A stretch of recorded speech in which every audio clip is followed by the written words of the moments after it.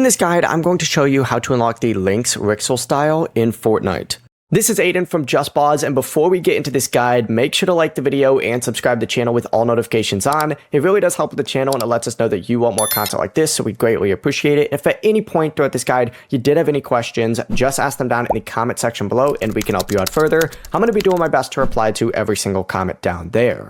Now, first things first, you do need to go ahead and unlock Wrixel from the Chapter 7 Season 4 Override Battle Pass, and then you need to complete a customization quest in order to go ahead and get this. So select quest, and you're going to see links right here. As soon as you do that, and you literally only have to do it once, you'll be good to go. The process really is as simple as that.